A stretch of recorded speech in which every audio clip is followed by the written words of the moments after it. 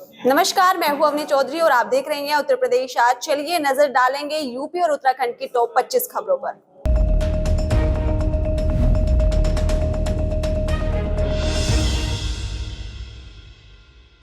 उत्तर प्रदेश के शाहजहांपुर में डेरा सच्चा सौदा के प्रमुख राम रहीम के सत्संग कार्यक्रम में वीएचपी बजरंग दल ने जमकर मचाया बवाल। बता दें, हिंदू संगठनों ने कार्यकर्ताओं ने सिर्फ सत्संग स्थल पर पहुंचकर विरोध प्रदर्शन ही नहीं किया, बल्कि यहां लगे पोस्टर और होर्डिंग को भी फाड़ दिया। इसके बाद पुलिस ने इस रिकॉर्डेड सत्संग कार्यक्रम को रुकवा दिया। उत्तर प्रदेश के देवरिया के कंबाइन हार्वेस्टर मशीन की चपेट में आने से 2 मासूम बच्चों की मौत हो गई। बता दें, बच्ची की मां बोरा लेने घर गई हुई थी। उसने अपनी 5 साल की बेटी और बहन की 4 साल की बेटी को खेत में ही सुला दिया। जब कंबाइन मशीन ने धान काटना शुरू किया तो चालक की नजर बच्चियों पर नहीं पड़ी, जिसकी वजह से यह हादसा हुआ। उत्तर प्रदेश के चंदौली में पुलिस ने हेरोइन तस्कर को किया गिरफ्तार। बता दें, पुलिस ने तस्कर के पास से 40 लाख रुपए कीमत की आधा किलो हेरोइन बरामद की है, जिसे वो अपने हेलमेट में छुपाकर ले जा रहे थे। फिलहाल पुलिस गिरफ्तार तस्कर के नेटवर्क को खंगाल रही है।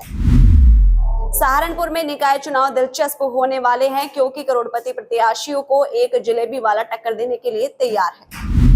नोएडा में डॉग बाइट के मामले में फिर बढ़ने लगे हैं। एक बच्चे को डॉग ने काट लिया। वहीं ग्रेटर नोएडा में लिफ्ट में पालतू डॉग ने बच्चे पर हमला कर दिया।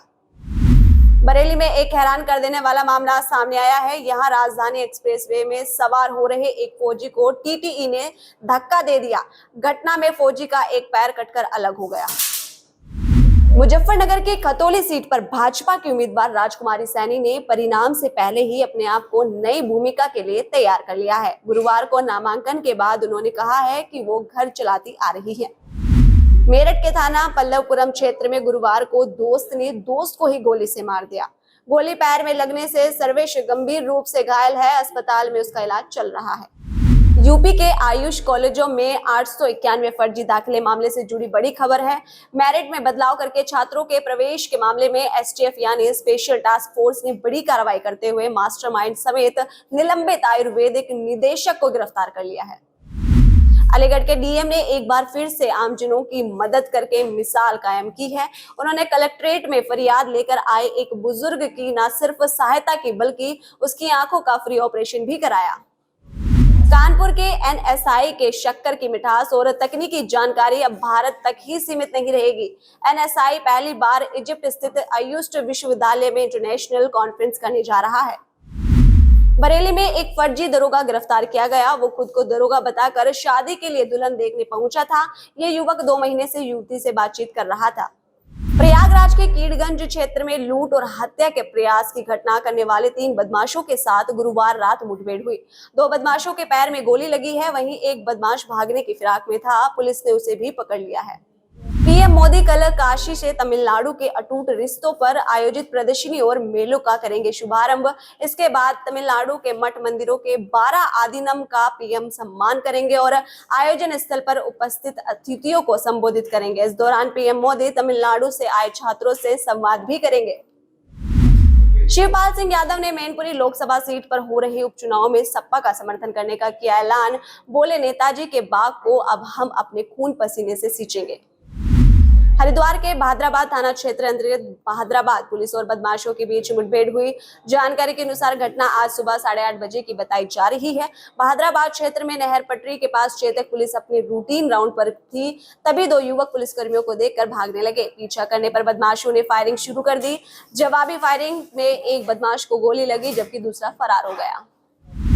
टिहरी में हेमवती नंदन बहुगुणा गढ़वाल विश्वविद्यालय परिसर बादशाही थोल के छात्र संघ चुनाव सन 2022 में अध्यक्ष पद पर निर्दलीय प्रत्याशी दीपक गुनसोला ने जीत दर्ज की। दीपक गुनसोला ने अपने प्रतिद्वंदी एबीवीपी प्रत्याशी गौतम मखलोगा को 92 वोटों से हराया, जिसके बाद विजयी प्रत्याशी दीपक गुनसोला ने देर शाम मुख्य बाजार चंबा में विजय जुलूस निकाला। नरेंद्र नगर के पालिका मैदान में 3 दिवसीय जिला विज्ञान महोत्सव साल 2022 का आयोजन किया गया। 12 से 17 नवंबर तक चले विज्ञान विषय पर आधारित प्रतियोगिताओं का परिणाम घोषित करने के बाद विजयी प्रतिभागियों को प्रमाण पत्र और पोशाक वितरित करने के साथ ही कार्यक्रम का समापन हो गया। टिहरी में नगर पालिका परिषद चंबा द्वारा अधिशासी अधिकारी ओपी तिवारी के नेतृत्व में पुलिस प्रशासन के साथ मिलकर चंबा बाजार में व्यापारियों की दुकानों के बाहर रखे सामान को रखने को लेकर अभियान चलाया गया। सभी व्यापारियों से दुकानों के बाहर सामान न रखने की हिदायत दी गई। हल्द्वानी में भाजपा के प्रदेश प्रवक्ता हेमंत द्विवेदी ने राज्य सरकार द्वारा कैबिनेट में लिए गए फैसले को राज्य के लिए ऐतिहासिक बताते हुए कहा है कि राज्य में धर्मांतरण कानून को लेकर सरकार ने इतिहास रचा है। धर्मांतरण को संघीय अपराध की श्रेणी में रखकर सरकार ने ऐतिहासिक कदम उठाया है। एक बार फिर सुमन नगर में कई बिना नक्शा पास HRDA के अनुसार अवैध कॉलोनियों को किया गया सील, जिसके बाद से आसपास के प्रॉपर्टी डीलरों और क्लाइंटरों में हड़कंप मचा हुआ है। जिलाधिकारी के आदेश के बाद हरकत में HRDA के अधिकारियों के कड़े तेवर से भूमाफियों में हड़कंप मचा हुआ है।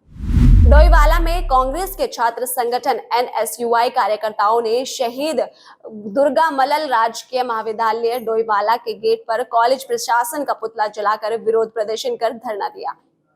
मसूरी में विंटरलाइन कार्निवल का आयोजन 26 दिसंबर से 30 दिसंबर तक किया जाएगा, जिसमें स्थानीय कलाकारों के साथ ही बॉलीवुड के गायक भी अपनी आवाज का जादू बिखेरेंगे, जिसको लेकर उप जिलाधिकारी कार्यालय में एक बैठक का आयोजन किया गया, जिसमें निर्णय लिया गया है कि विंटरलाइन कार्निवल को भव्य बनाने के लिए संबंधित विभागों के अधिकारी के साथ उप जिलाधिकारी और ADM ने बैठक कर कार्यक्रम की रूपरेखा तैयार करने के दिशा निर्देश दिए।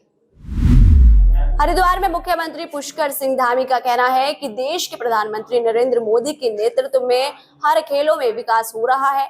आज देश का कोई भी मैदान हो या विदेश का, सब जगह भारत का तिरंगा लहराता है। हमारे खिलाड़ी पदक जीत रहे हैं। हरिद्वार में आज कबड्डी प्रतियोगिता का उद्घाटन हुआ है। ये हमारे खिलाड़ियों को आगे लाने का एक अवसर है। उत्तराखंड सरकार खेलों को प्रोत्साहन करने का कार्य कर रही है।